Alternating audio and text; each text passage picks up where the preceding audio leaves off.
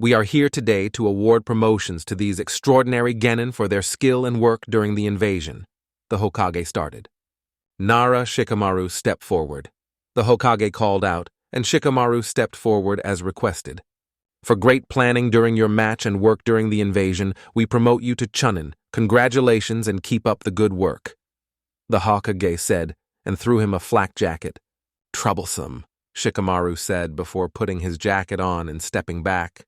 Hyuga Hinata, the Hokage called out, and Hinata stepped forward. For great skill in taijutsu and ninjutsu, and for remaining calm at the face of stronger opponents, we promote you to Chunin. Congratulations, the Hokage said with a smile. Thank you, Hokage-sama, Hinata replied. Uchiha Sasuke, the Hokage called out, and he stepped forward with his traditional cocky smirk. You are a special case. After many deliberations and taking into account the work you did during the invasion, you are promoted to Chunin. At this, Sasuke's smirk got even wider. But any sign of insubordination or failure in conduct, and you are stripped of the rank, understood, the Hokage said in a serious voice leaking a bit of ki. Of course, Hokage-sama, Sasuke replied still with his smile. And finally, the Hokage said, shifting his attention towards Naruto, for great skill in defeating not only Shukaku, but for providing great assistance during the invasion in defeating the Kazekage and providing assistance to me against Orochimaru, I award the rank of Elite Chunin to Senju Naruto, the Hokage said, and an immense silence followed. Everyone was still wondering if they heard their Hokage correctly. What? Sasuke yelled out, and pretty much resumed the thoughts of everyone in the room. How can he be a Senju? Sasuke said, spitting the Senju name. He has the Sharingan, Naruto stated. Everything I said is true. Naruto is the last remaining Senju in the village, the Hokage explained, and surprisingly enough, no one yelled or said anything, and they just stared at the Hokage waiting for an explanation. You all know that Senju Tsunade had a daughter, right? The Hokage asked, and the clan heads nodded. Yes, but she died, Hiashi stated in a calm tone. That Naruto was becoming more surprising by the moment. Her death was faked by me to protect her from the CRA, the Hokage said, and they all gasped, to think the Hokage would go to such lengths to protect someone from CRA. Her death was faked, and Uzumaki Kushina was born, the Hokage said, and Shukaku's eyes widened in realization. Troublesome, he said without thinking, making the Hokage focus on him. Trust Nara to figure the rest, the Hokage thought. Would you like to do the honors? The Hokage asked. Troublesome, Shukaku said before pulling his thoughts together. You all remembered that red-haired loudmouth, right? Shukaku asked, and everyone nodded. After all, Konoha's Red Death wasn't easily forgotten. We all know who she was always around, right? Shukaku asked, almost rhetorically. Yes, that hussy was always around Minato-kun, the pink banshee said. The moment she said hussy, Naruto's chakra spiked to the level that everyone gulped in a dry throat due to his presence alone. However, he didn't release any ki, and as such, the civilian were all oblivious to that. If Naruto is a member of the Senju clan, the only possible outcome would be if he's Kushina's son and looking at him, blonde hair, blue eyes, I'm confident assuming that Minato was the father, Shukaku said, and everyone's eyes widened. Who's Minato? Sasuke asked, who was oblivious. You wanted to know who my father was, right? Naruto asked to Sasuke, who nodded. My father was Namikaze Minato, Yondaime Hokage, and Uchiha Madara's son, Naruto said, and everyone's jaw hit the ground. Who would in their sanity believe that Madara's son would become Hokage? It's ironic. The son of the greatest traitor became our biggest hero, Naruto stated out loud. And the funny part of all this is that Madara hated the Senju, and his son ended up marrying one, Shukaku said, and everyone chuckled. So that means that you are the great-grandson of Senju Hashirama, the Shodaime Hokage, great-grandnephew of Senju Tobirama, the Nidaime Hokage, grandson of Uchiha Madara and son of Namikaze, Minato, the Yondaime Hokage, Tsume said. Whistling, That was one powerful lineage right there. And you people treated him like garbage. Tsum growled at the civilian side, who held their heads down in shame. But that's not all, the Hokage said, gathering their attention to him. I'm resigning, and as such I've chosen my successor, the Hokage said, and many were shocked by this blunt statement. After this meeting, Jiraiya, along with Naruto, will be retrieving Senju Tsunade, Naruto's grandmother, for the position of Godaime Hokage, the Hokage said, and people were happy with his choice. Tsunade was considered a princess in the village and was a sanin with the power of a Kage, so she was a fine choice. A very strong lineage indeed, Hiashi commented, but everyone could heard the tone which was said. A fine choice. Perhaps my teachings weren't a total loss, Hiashi thought discreetly, looking at Hinata. Even if they were low in numbers, the Senju clan was still one of the most powerful and renowned clan in the entire world. Enough! Sasuke yelled, making everyone jump from the sudden sound spike. You are an affront to the Uchiha clan. You flaunt that fan and have the Sharingan, and yet you choose to honor the Senju name, Sasuke said. You are a disgrace and unworthy of such weapon, Sasuke spat. You want my fan now? Naruto asked. Yes, I demand you hand that fan as it belongs to an elite Uchiha like me, Sasuke said, and Naruto laughed and Sasuke got a tick mark on his face. You don't even know how irony-packed that statement is, Naruto said, and Sasuke got confused and was getting angrier by the moment. I will explain everything, so just listen, Naruto stated. Sasuke, can you tell me what are the levels of the Sharingan? Naruto asked, prodding around a bit, wondering if he knew about the Mangekyo. The Hokage sent Naruto a look that clearly said, Do you think it's wise? But Naruto nodded. It would become knowledge at any point in time, so he just wanted to get this over with, so he didn't have anything more to worry about. 3 levels, from 1 to 3 tomos in each eye, Sasuke simply said. But Naruto sent a knowing look. Fine, there is a 4th level called Mangekyo Sharingan, but can only be obtained by killing your best friend, Sasuke blurted out, without wanting making Naruto raise an eyebrow. Naruto knew of that because Kurama told him about it, but how could Sasuke now? How do you know how to achieve it? Naruto asked, narrowing his eyes. Itachi told me to come after him when I had the same eyes as him, Sasuke replied, and Naruto seemed to accept the answer.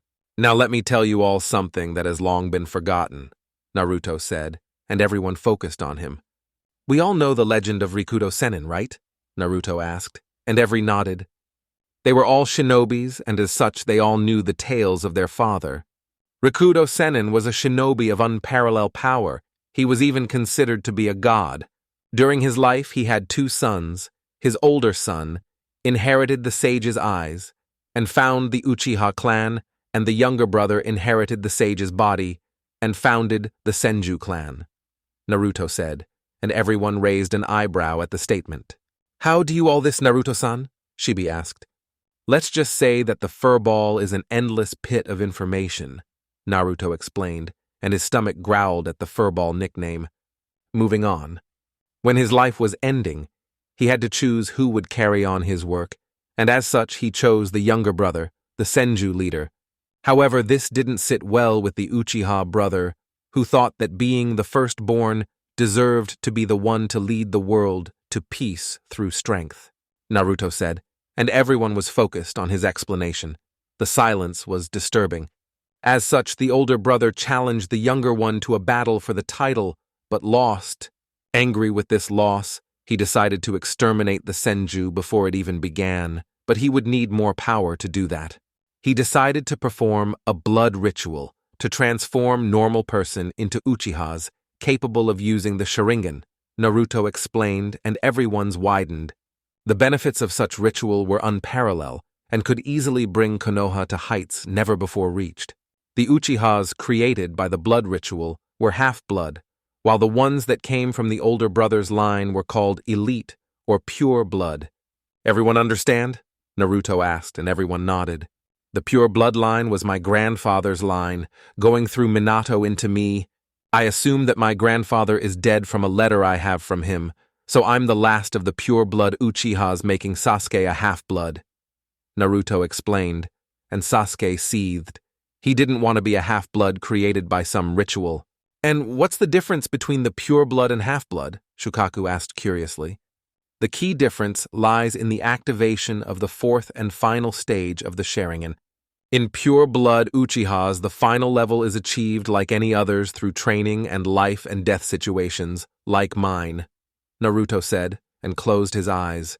He opened and showed them the normal Sharingan, but then the Sharingan started to slowly spin until it became his Mangekyu. This is my Mangekyu I achieved when that civilian sent 2 Jonins to kill me. I've got to thank you for that, Naruto said, smirking with his EMS glowing in all its glory. Everyone was drawn to his eyes, his blood-red eyes that seemed to give off power beyond anything ever imagined.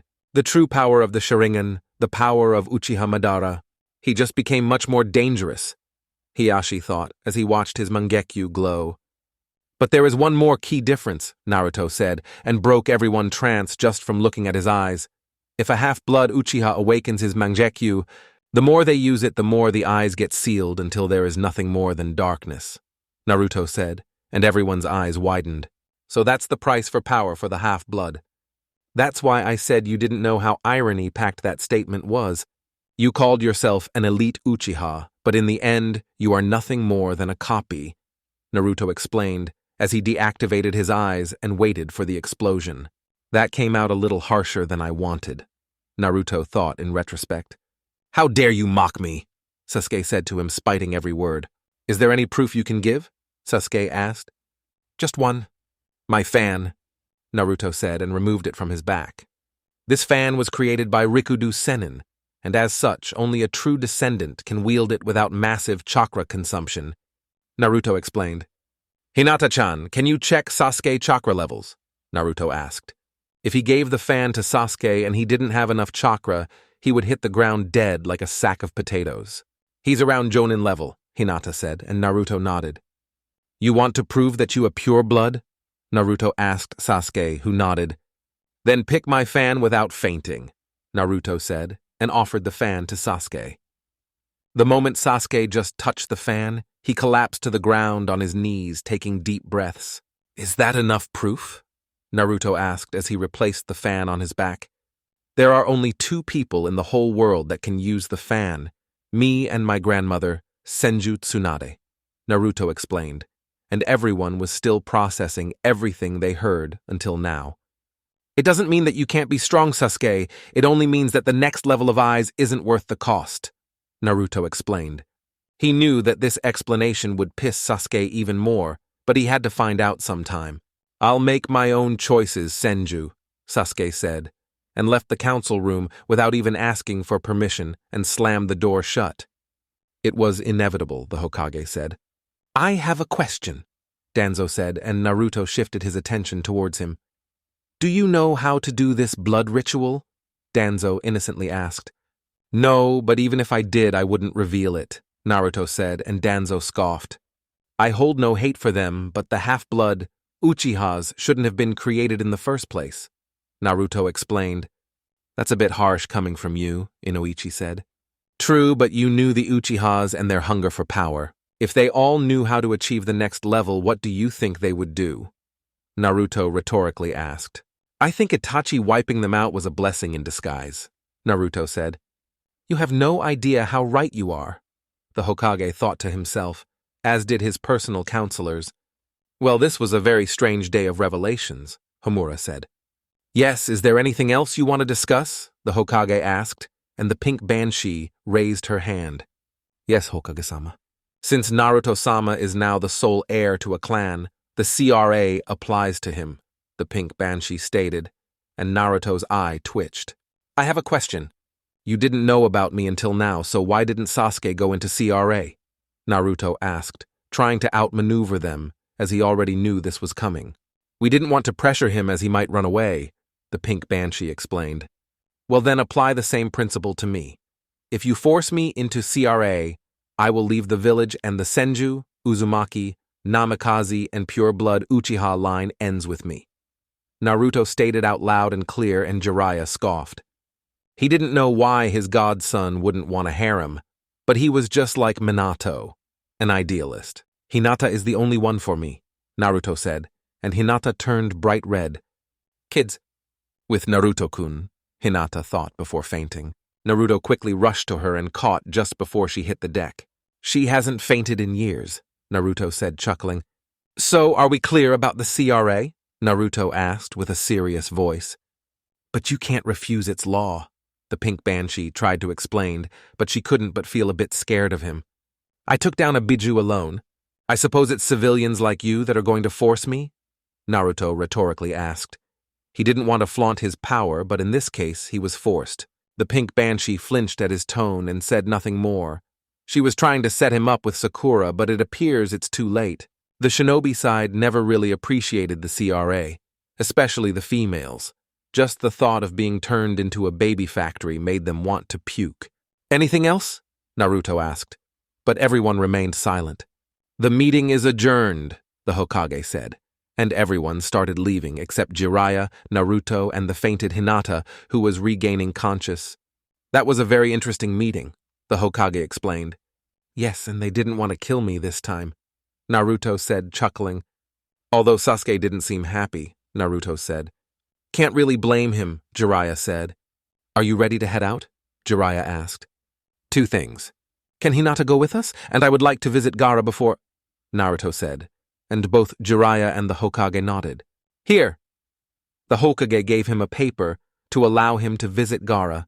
Meet with Jiraiya and Hinata at the North Gate in 2 hours then, the Hokage said, and everyone left the room. IT Department Naruto made this way towards the Interrogation and Torture Division. The IT division was located near the Hokage Tower, so it was only a couple of minutes on foot. He entered the building and suddenly, a kunai came out of nowhere and grazed his cheek, drawing a bit of blood. Naruto turned around, no see Anko trying to lick his blood, but apparently the wound was already closed. What kind of greeting is this? Naruto asked, shaking his head. You are no fun, Anko pouted. So, what are you doing where Mr. Uchiha? Anko asked, and Naruto sighed. My name is Senju Naruto, and I'm here to see Gaara, Naruto explained, and Anko's eyes widened to the Senju name. Here, Naruto said, and delivered her the Hokage's permission to visit the inmates. After you, Senju-sama, Anko said, licking her lips and bowing deeply. Crazy snake lady, Naruto muttered in thought. Naruto made his way down the stairs and came into a heavy metallic door with an ANBU stationed outside. Naruto quickly showed him his permission and was allowed inside where the holding cells were. This section didn't have many cells when compared to Konoha's prison, because the IT department was only temporary. Naruto arrived to the last cell and looked inside. In there were Baki, Temari, and Kankuro, all wearing chakra seals and restricting clothes. Gaara, however, was chained to the middle of the room with a kanji circle around him. Come to gloat? Temari asked, her voice broken and weak. Not my style, Naruto replied. She didn't understand how a 14-year-old defeated not only her sensei, who was a jonin, but also her brother. In fact, I came to talk to Gaara and explain a few things, Naruto said, and Gaara looked up, locking eyes with Naruto. How is the seal? Naruto asked. How are you so strong? Gaara asked instead of replying Naruto's original question. Enter Naruto OST1. Sadness and sorrow, the pain of being alone, is really terrible, right? Naruto asked, and Gaara's eyes widened.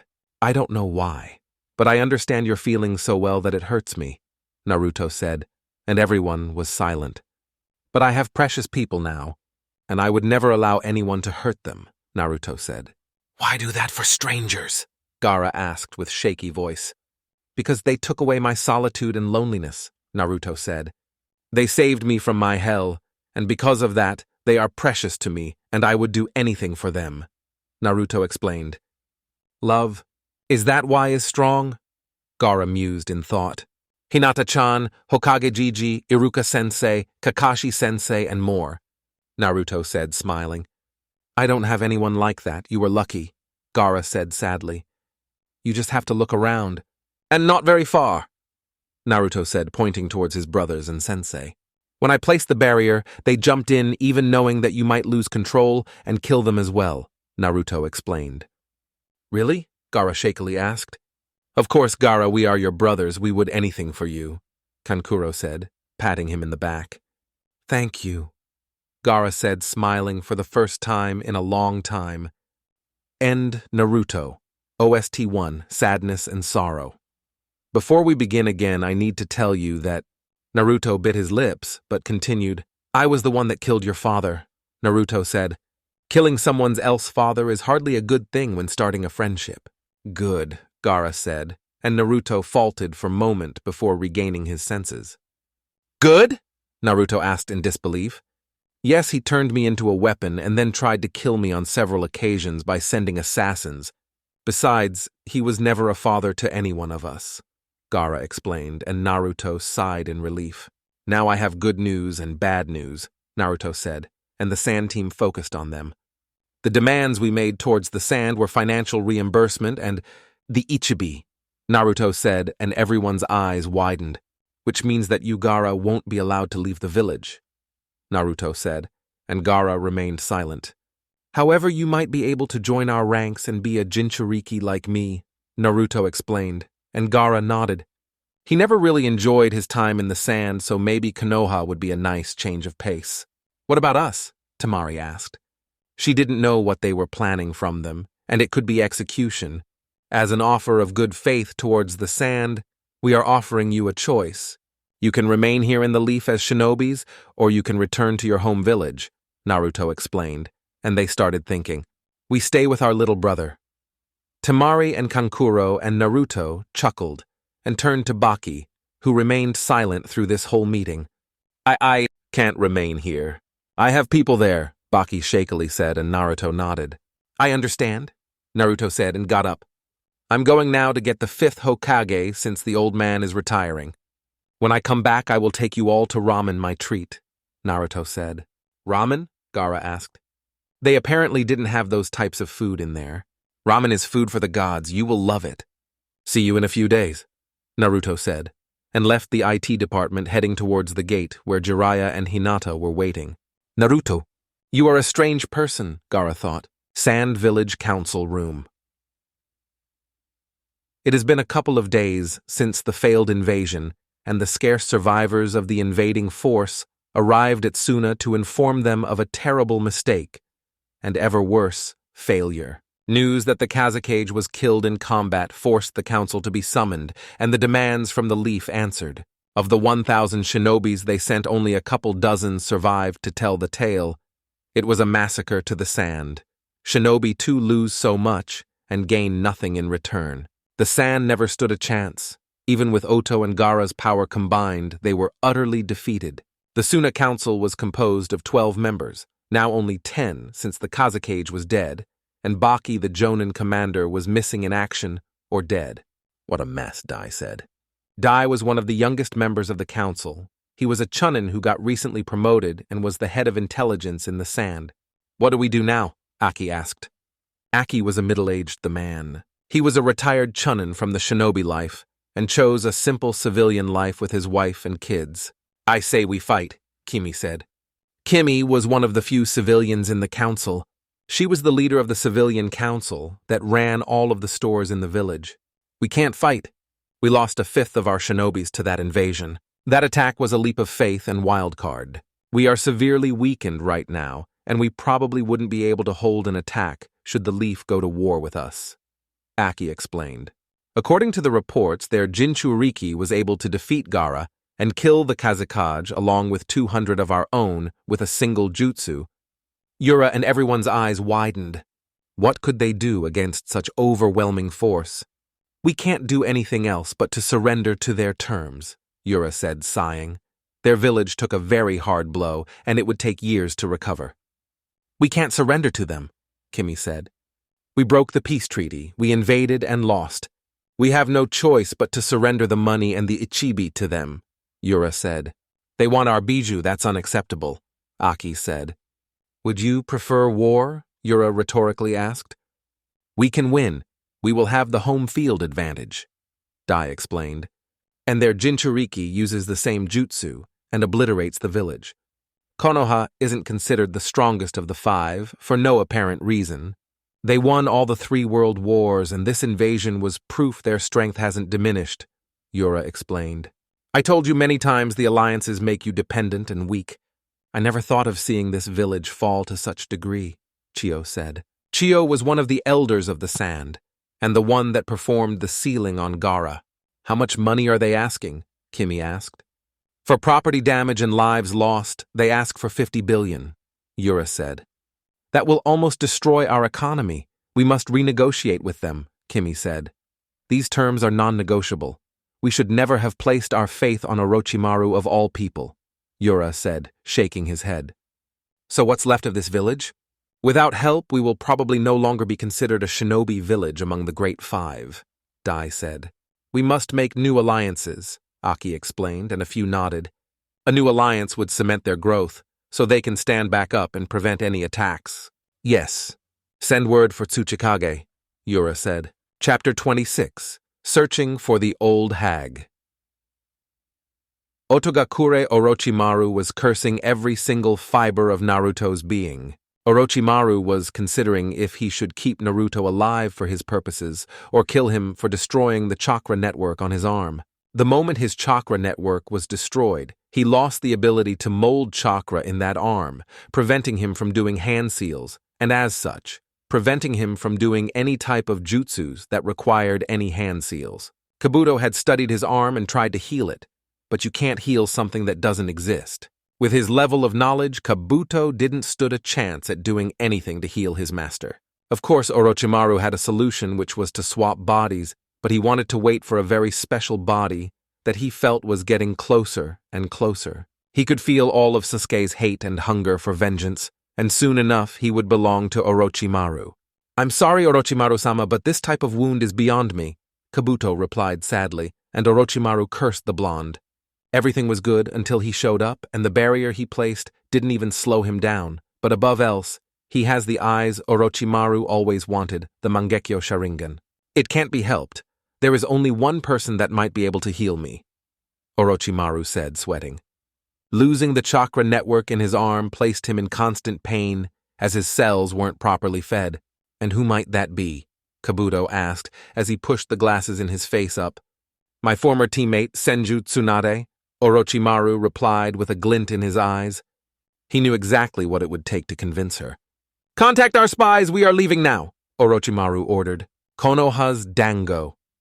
A few days had passed since Naruto, Hinata, and Jiraiya left in search for Naruto's grandmother, Senju Tsunade, so she could return to the village to become the Sarutobi's successor as Godaime Hokage.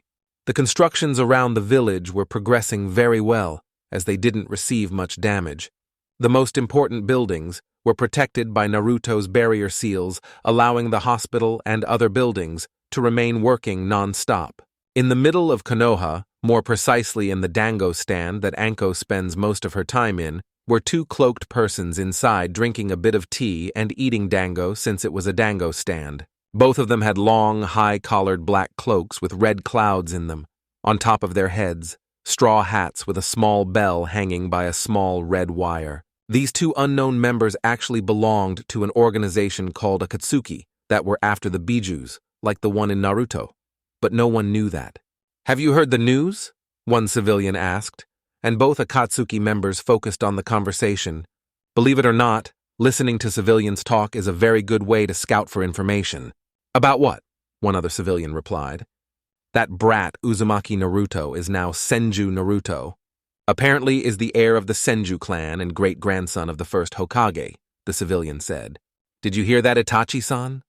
The Akatsuki member asked his partner, now identified as Itachi.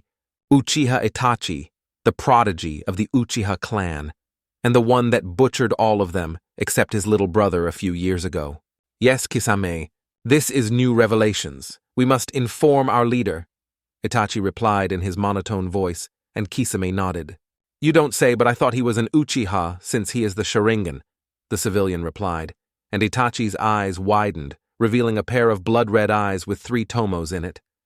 I think you missed one a couple years ago, Kisame said, chuckling. It was fun to see at least some emotion coming off from Itachi since he was always stoic and didn't say much. Interesting. How can Naruto-kun have the Sharingan? Itachi mused in thought. I know for certainty that I killed all of my clan minus my foolish little brother. Neither Kushina-senpai nor Minato had the Sharingan. Is it the Kyuubi? Itachi thought as he ran through all the various scenarios on his head to explain. What are you thinking so hard about?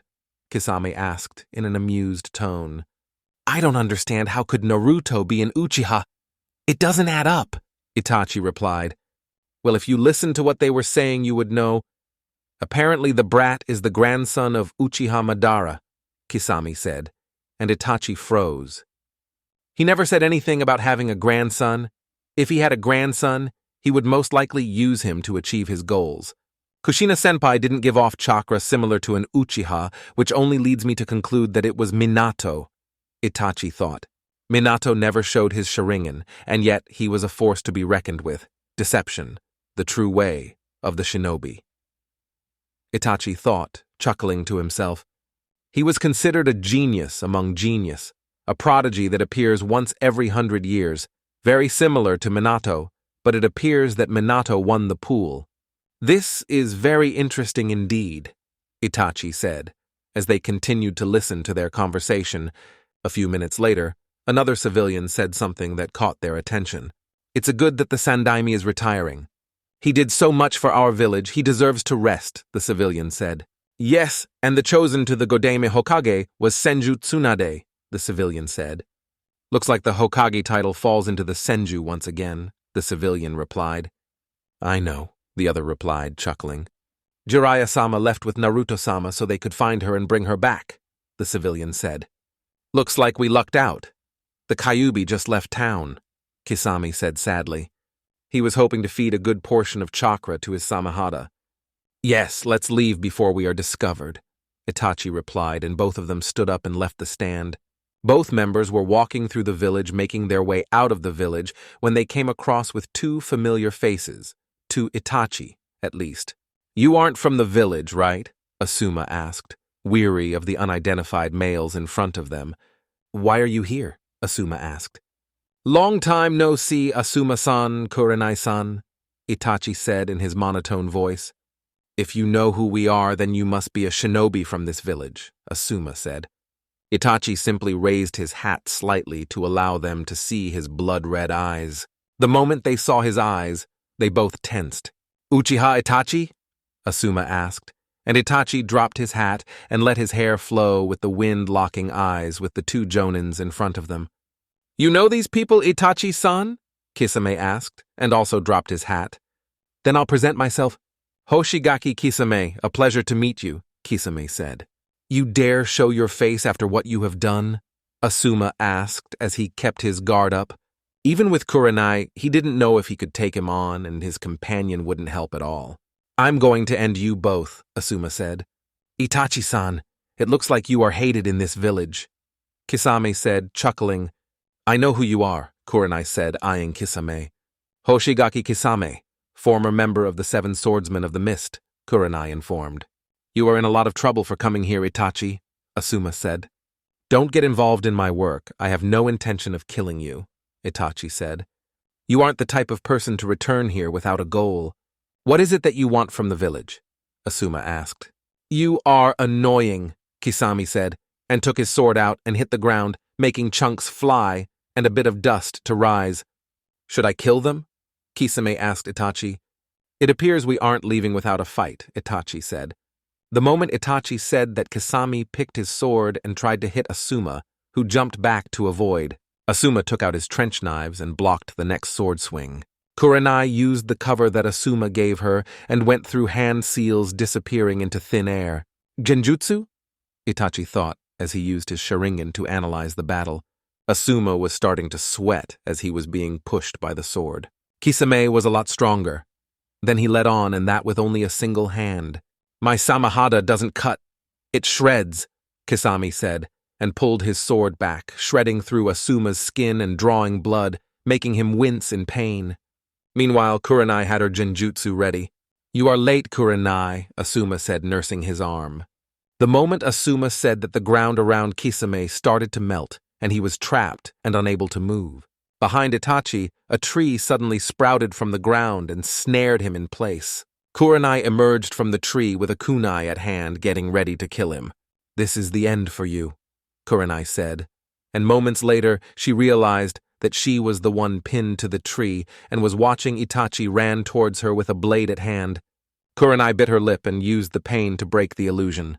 The moment she broke it, she ducked under a horizontal slash from Itachi's blade. Itachi saw Kurenai duck and gave her a kick that she blocked, but she was sent towards a nearby river nonetheless. "Kurenai!" Asuma shouted, concerned with her. "You don't have time to look away," Kisame said, meanwhile on top of the river. "That was very good, Kurenai-san," Itachi said as he quickly appeared next to her at the river. "But," Itachi said, but was interrupted. "But this is the end for you," another voice said from behind Itachi. He turned around to come face to face with Kakashi himself. Asuma was dodging swing after swing until he saw an opening and tried a slash with his knives that gave Kisame a small cut through his cheek. As a reply, Kisame started going through hand seals and said, "Sweeten, Suiryudan, no jutsu, water dragon," Kisame said, and from the river, a water dragon erupted and went towards Asuma. Out of nowhere came another dragon of equal strength that clashed with the one from Kisame, destroying each other. "The same jutsu?" Kisame asked, surprised. "Why are you here?" Asuma asked. "I thought you might need a hand," Kakashi replied. Suddenly, Itachi's hand flew out of his jacket with shurikens ready to throw. Kakashi jumped back and said, "Sweeten, Suijin Heki, water wall." A water wall rose up around Kakashi, blocking 4 water drills. Apparently, the shurikens were a distraction from Itachi. "He's fast." "I barely saw the hand seals," Kakashi thought, as he analyzed the powerful opponent in front of him. "Very good. You are skilled with that eye of yours." Itachi, right before a shadow clone from Itachi come behind Kakashi and stabbed him with a kunai, Kakashi bursted into water, revealing it to a simple water clone. "Water clone?" Kisame asked, amazed. "He knows so much jutsus from my village," Kisame thought. Itachi was looking for Kakashi when something caught his attention. He looked down only to see Kakashi giving Kurenai a kunai. But the moment Kurenai was about to attack one of the Itachis in the river, Kakashi tackled her just before the clone exploded. "Kakashi, Kurenai!" Asuma yelled as he also jumped into the river. The water was coming down from the explosion and showed a lightly scorched Kakashi and an unharmed Kurenai and Asuma. "Be careful with him. He became an ANBU captain at 13 years old," Kakashi explained. "I didn't expect him to be so strong," Asuma said, surprised. "No, he has yet to show his true strength," Kakashi explained. "You are really skilled with your Sharingan even though you aren't an Uchiha," Itachi said. "He's right, I tire easily," Kakashi thought. "Sharingan, the true power of the Sharingan. I'm about to show you why the Uchiha clan was feared and unparalleled in power," Itachi said just before his eyes opened very slowly. "This is bad. If his powers are what Naruto told me about, then we are in big trouble," Kakashi thought. "Guys, close your eyes. No matter what happens, don't open them," Kakashi yelled, stressing every word. "Only a Sharingan user can fight him," Kakashi explained. "It's true that a Sharingan user can resist it, but you can't counter this technique with it," Itachi explained just before he locked eyes with Kakashi. "Tsukuyomi, Tsukuyomi world." The moment Itachi pronounced that single word, Kakashi was drawn into another world. The sky was red and the clouds and sun were black. Kakashi was pinned to a cross, trying his best to break the illusion. "Don't overexert yourself. This technique is unbreakable. In here I'm God and control everything. 3 days in here are but 3 seconds in the real world," Itachi explained, as he had a sword on his hand and was clear what he was going to do to Kakashi. Suddenly, Itachi stabbed Kakashi in the gut and he yelled in pain. Itachi suddenly multiplied, and all of them had swords and started stabbing Kakashi as well. 71 hours, 59 minutes, and 59 seconds remaining, Itachi said, as Kakashi was healed and he started stabbing again. Real world. 3 seconds later. "What happened?" Asuma asked as he felt Kakashi wince in pain but didn't know what happened. "His mind held on?" Kisame asked, surprised to see Kakashi still standing but taking hard breaths. It seemed a miracle that he yet managed to stand. "But Itachi-san, it's dangerous to use those eyes," Kisame said. By the looks of it, Naruto was right, Kakashi thought. "Are you after Sasuke?" Kakashi asked, his voice strained by the genjutsu he just suffered. "No," Itachi replied. "We are looking for the Yondaime's legacy." Itachi relied in his traditional monotone voice. "You are from the Akatsuki, aren't you?" Kakashi asked, surprising everyone in there. "Kisame, we are taking Kakashi with us," Itachi suddenly said, and Kisame dashed towards him only to intercept by a fierce kick from Konoha's green beast Maito Guy. "Who are you?" Kisame asked as he regained his footing. "Konoha's green beast Maito Guy?" Guy replied with his teeth sparkling as he took his Goken stance. "Look at you. Perhaps you meant to say fool," Kisame taunted, but Itachi cut him off, saying, "Don't underestimate him." Suddenly, Kakashi fell to the water and started sinking only to be caught by Guy. "Open your eyes," Guy said to Asuma and Kurenai. "But Kakashi," Kurenai said but was cut off. "Just don't look at his eyes, focus on his legs and arms and fight from there," Guy explained, as they both opened their eyes, but it seemed that they were always drawn to lock eyes with Itachi. "Easier said than done," Asuma said. "Kisame, we are leaving.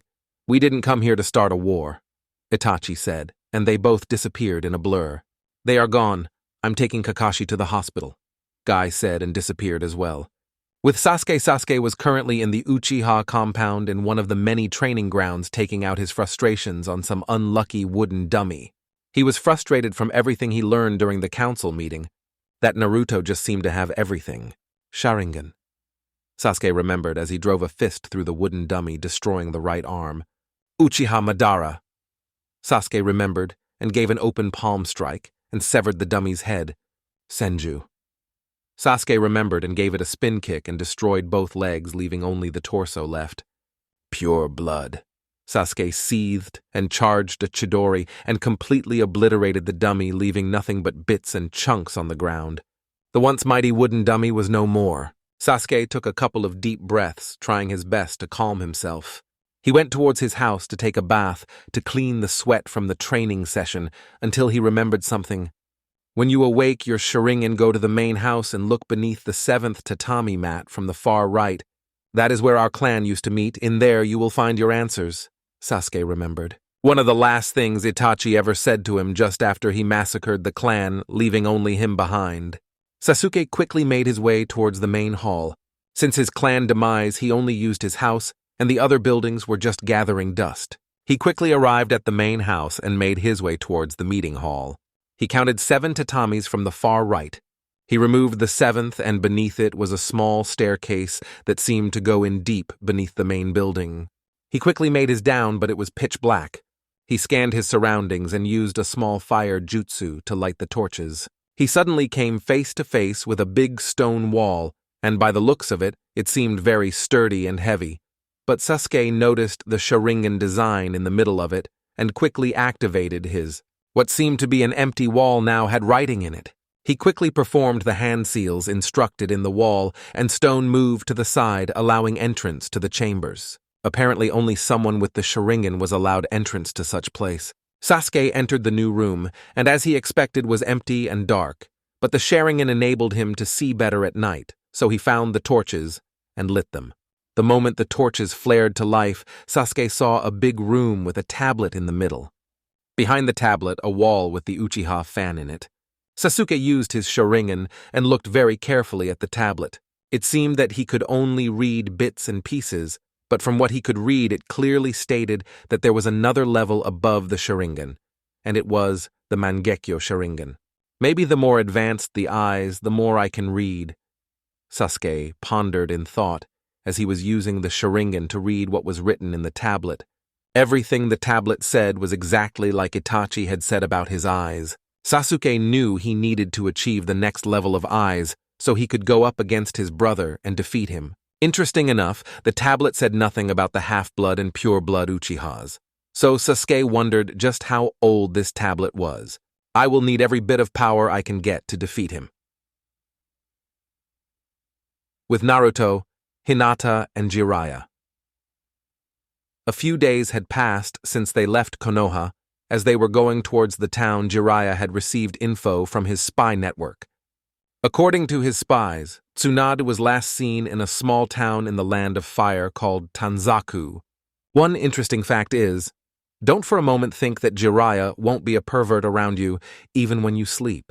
This particular fact was a surprise to Naruto and Hinata, since both of them got a room for them and Jiraiya was left with one to him. Jiraiya, being the pervert that he is, thought that Naruto might be getting some action with his girlfriend, and as such used his infiltration jutsu and infiltrated Naruto's room with his notepad ready to write.